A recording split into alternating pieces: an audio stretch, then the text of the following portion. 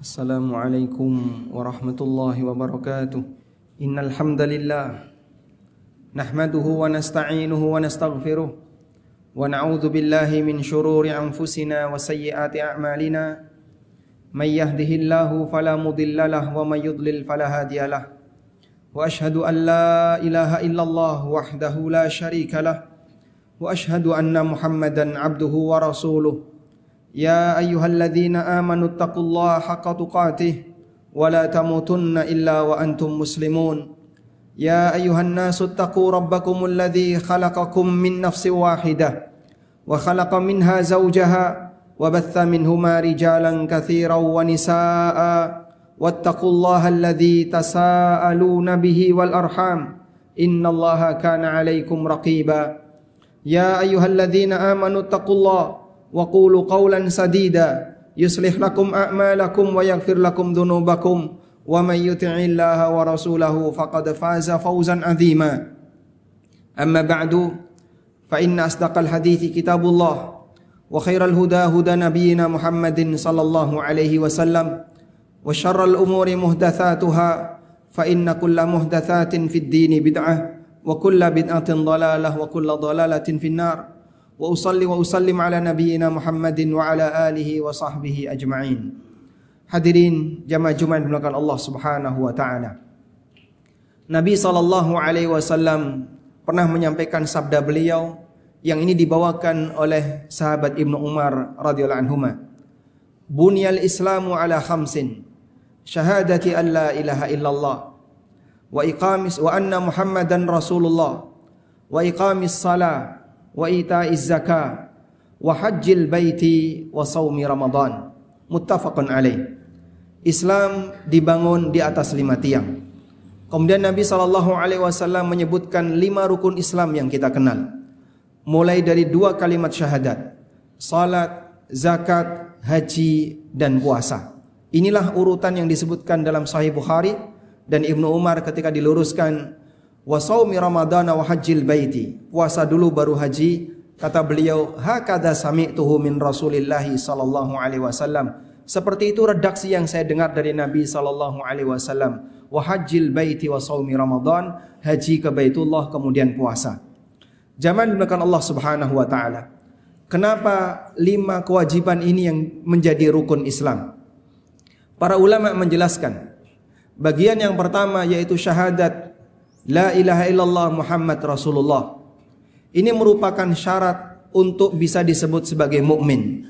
Seseorang ketika dia sudah bersyahadat la ilaha illallah dan dia mengakui bahwa Nabi Muhammad sallallahu alaihi wasallam sebagai utusan Allah, maka status dia resmi sebagai seorang muslim. Sehingga ditaruh sebagai rukun Islam yang pertama karena dia merupakan syarat sahnya seorang disebut sebagai seorang muslim. Selanjutnya, 4 berikutnya adalah amalan yang ada dalam kehidupan kita sehari-hari. Kenapa 4 amalan ini yang dipilih sebagai rukun Islam? Para ulama menjelaskan, ibadah secara umum bisa kita bagi menjadi 2. Ada ibadah yang disebut dengan ibadah fi'liyah, yaitu ibadah yang berupa amalan. Dan ada ibadah yang disebut dengan ibadah tarkiyah, ibadah yang bentuknya meninggalkan sesuatu. Ibadah fi'liyah dalam 4 rukun Islam setelah syahadat ada 3, yaitu salat, zakat, dan haji. Sementara ibadah tarkiyah adalah puasa. Sehingga puasa dimasukkan sebagai rukun Islam karena dia satu-satunya ibadah tarkiyah yang paling afdal dalam agama kita. Karena itu kita bisa saksikan, dalam puasa tidak ada bacaan khusus dan tidak ada amalan khusus. Sebab puasa intinya adalah meninggalkan sesuatu yang dilarang oleh Allah Subhanahu wa taala untuk dilakukan sepanjang orang sedang menjalankan puasa, atau yang disebut dengan pembatal-pembatal puasa. Sehingga jamaah dimulakan Allah Subhanahu wa taala, puasa dimasukkan sebagai bagian dari rukun Islam yang 5 karena dia adalah ibadah tarkiyah yang berbeda dengan ibadah-ibadah yang lainnya. Selanjutnya, berkaitan dengan salat, zakat dan haji. Untuk salat, kenapa disebut sebagai rukun Islam yang kedua? Karena salat merupakan ibadah fi'liyah yang paling afdal. Bahkan Nabi sallallahu alaihi wasallam menegaskan, al-ahdul ladzi bainana wa bainahumus shalah, faman tarakaha faqad kafar. Perjanjian antara kami dan mereka adalah salat. Siapa yang berani meninggalkannya, maka dia telah kafir. Dan para sahabat mereka sepakat bahwa meninggalkan salat dia kafir. Umar bin Khattab radhiyallahu anhu, pasca beliau ditusuk oleh Abu Lu'lu' al-Majusi dalam keadaan ususnya sobek, sehingga ada orang yang memberikan minum beliau berupa susu keluar dari perutnya.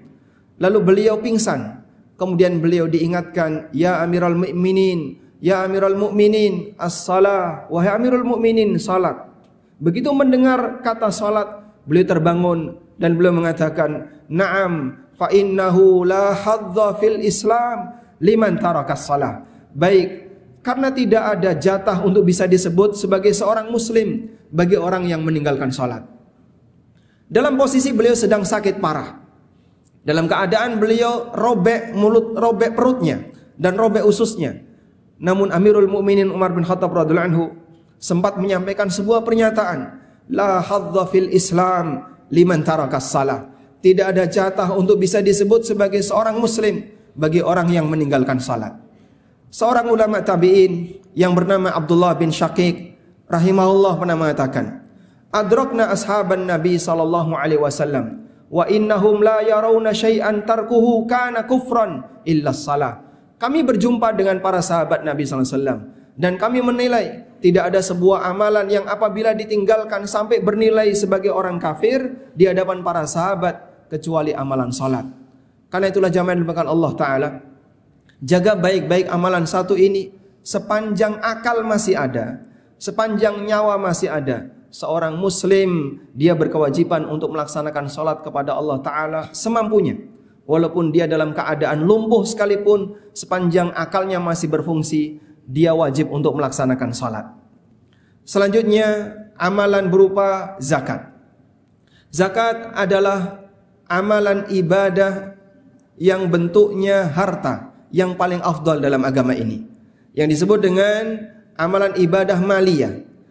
Dan Nabi SAW menjelaskan zakat dengan sangat detail. Demikian pula Al-Quran menjelaskan zakat dengan sangat detail siapa saja yang berhak untuk menerimanya. Dan berkaitan dengan zakat ini, Allah Subhanahu wa taala memberikan ancaman bagi orang yang tidak mau bayar zakat. Sayutawwaquna ma bakhilu bihi yaumal qiyamah. Akan dikalungkan harta yang dulu dia sayangi, yang dia bakhil untuk mengeluarkannya besok di hari kiamat. Dan disebutkan dalam hadis yang sahih, Rasulullah SAW menyebutkan bahwa orang yang menyimpan harta dan dia tidak mengeluarkan zakatnya, illa muslilat lahu ka'annahu thu'banun syuja'un aqra, maka Allah Subhanahu wa taala akan jadikan hartanya itu sebagaimana layaknya ular yang botak kepalanya. Kenapa botak kepalanya? Karena saking kuatnya bisanya. Kemudian dia melilit orang yang memiliki harta ini. Dan ular ini mengatakan, ana kanzuka, ana maluka, aku adalah hartamu, aku adalah simpananmu. Masya Allah, sesuatu yang dulu disayang, yang dulu dicintai, tapi karena saking pelitnya sehingga orang itu tidak mau bersedekah, tidak mau bayar zakat, Allah Subhanahu wa taala jadikan harta yang dia sayangi itu akan menjadi musuh bagi dia besok di hari kiamat, bahkan menjadi alat untuk menyiksanya kelak di yaumil kiamat. Dan di ayat yang lain Allah Subhanahu wa taala juga menyebutkan bahwa orang yang yaknizuna adz-dzahaba wal fiddah, alladzina yaknizuna adz-dzahaba wal fiddah wa la yunfikuna fi sabilihi, orang-orang yang dia menyimpan harta berupa emas dan perak dan harta yang lainnya dan dia tidak infakkan di jalan Allah, alias dia tidak keluarkan zakatnya, maka harta itu akan dipanaskan oleh Allah Subhanahu wa taala di neraka jahanam. Lalu dipakai untuk nyetrika orang ini. Fatuqwa biha jibahuhum wa junubuhum wa zuhuruhum. Kemudian disetrika perutnya, disetrika jidatnya, disetrika punggungnya. Kemudian dikatakan kepadanya, hadza ma kanastum li anfusikum. Ini adalah simpanan yang dulu kalian sayangi.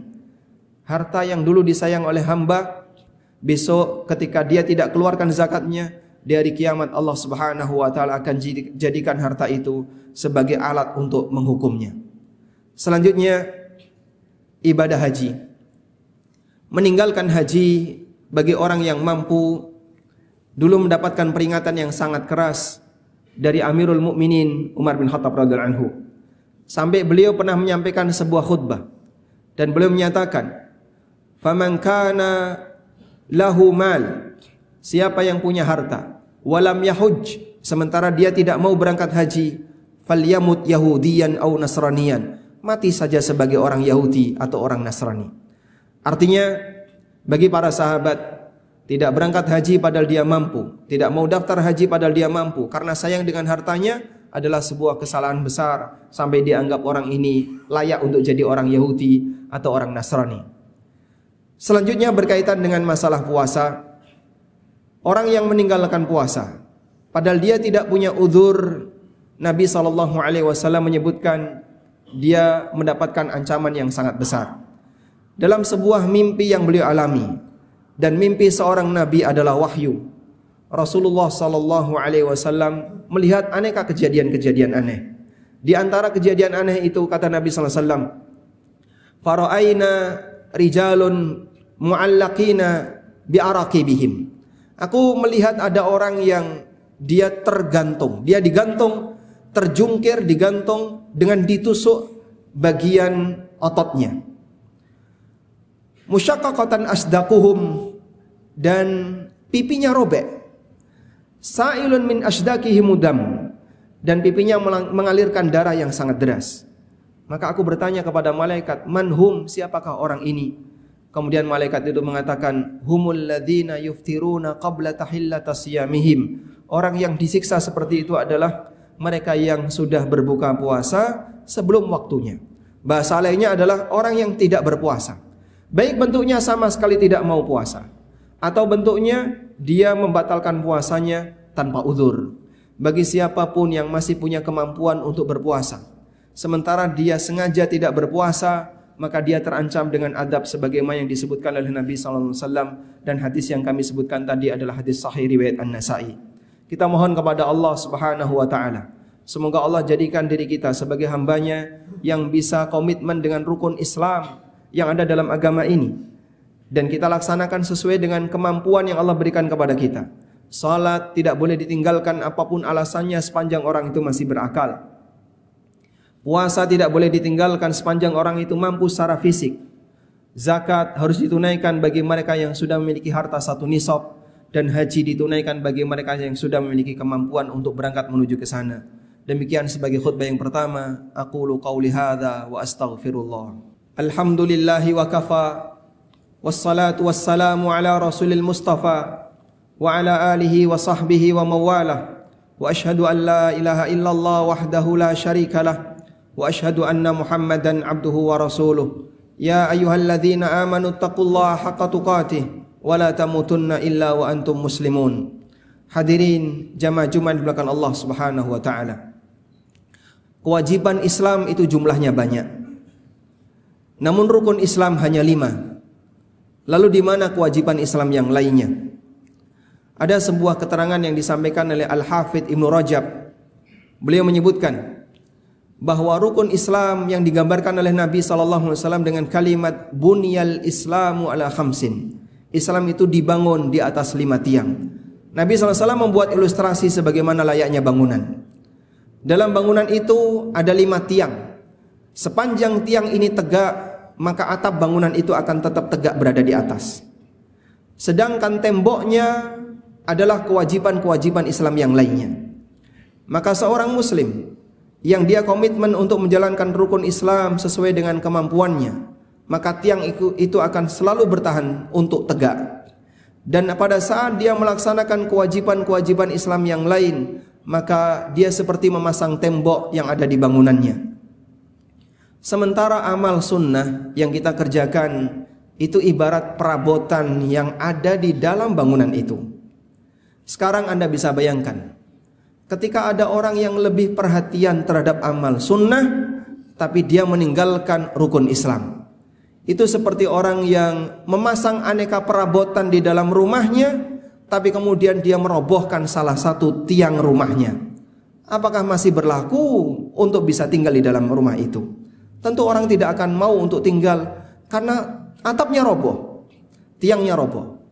Maka hal yang sama ketika ada orang yang lebih perhatian terhadap amal sunnah, tapi dia tidak peduli dengan amal yang paling berharga dalam agama ini, yaitu 5 rukun Islam yang utama. Ada banyak orang lebih perhatian terhadap masalah amal sunnah, tapi tauhidnya rusak. Itu seperti dia mengisi rumahnya dengan aneka perabotan, tapi dia robohkan tiang yang paling tengah. Ada orang yang dia lebih peduli dengan amal sunnah, tapi nggak mau sholat. Itu seperti dia memasang aneka perabotan dalam rumahnya, tapi tiang yang paling penting dalam agamanya yaitu sholat, dia robohkan. Rumah itu akan ambruk meskipun di dalamnya penuh dengan aneka perabotan, dan nggak ada artinya. Selanjutnya jamaah, dari 5 rukun Islam yang kita kenal, 4 yang di bagian belakang semuanya berkaitan dengan masalah amalan. Sedangkan pertama berkaitan dengan masalah akidah. Jika 4 bagian belakang ini batal, tidak mempengaruhi yang lain. Salat batal karena ngentut, puasa orang tidak batal. Puasa batal, salat yang dikerjakan tidak batal. Zakat batal, tidak membatalkan haji, dan demikian seterusnya. Tapi kalau tauhid batal, syahadat la ilaha illallah Muhammadur Rasulullah batal, maka baik salat, zakat, puasa maupun haji yang dilakukan oleh hamba semuanya tidak berlaku. Karena itu Allah Subhanahu wa taala ingatkan dari pembatal tauhid, yaitu perbuatan syirik. Allah Subhanahu wa taala mengatakan tentang nabinya sallallahu alaihi wasallam, la in asyrakta la yahbatanna amaluka wa la takunanna minal khasirin. Kalau kau berbuat syirik wahai Muhammad, maka seluruh amalmu akan hapus, alias nggak ada artinya, dan kau akan menjadi orang yang rugi. Jaga baik-baik prinsip tauhid dan iman. Semoga dengan ini Allah Subhanahu wa taala memberikan kita kesempatan untuk mendapatkan surganya kelak di yaumil qiyamah. Allahumma salli ala Muhammad wa ala ali Muhammad kama sallaita ala Ibrahim wa ala ali Ibrahim innaka Hamidum Majid. Allahumma ighfir lil mu'minina wal mu'minat wal muslimina wal muslimat al-ahya'i minhum wal amwat innaka sami'un qaribun mujibu da'awat ya qadiyal hajat. Allahumma aminna fi awtanina wa aslih a'immatana wa ulata umurina wa a'inhum ala tanfidhi amanatihim. Allahumma arzuq lahum wuzara as-salihin wa bitanata as-salihin. Allahumma sallimna ila Ramadan wa sallim lana Ramadana wa tasallamhu minna mutaqabbala. Rabbana atina fid dunya hasanah wa fil akhirati hasanah wa qina adzabannar. Wa sallallahu ala nabiyyina Muhammadin wa ala alihi wa sahbihi wa sallam. Wa akhiru da'wana anil hamdulillahi rabbil alamin. Wa qumu ila salatikum.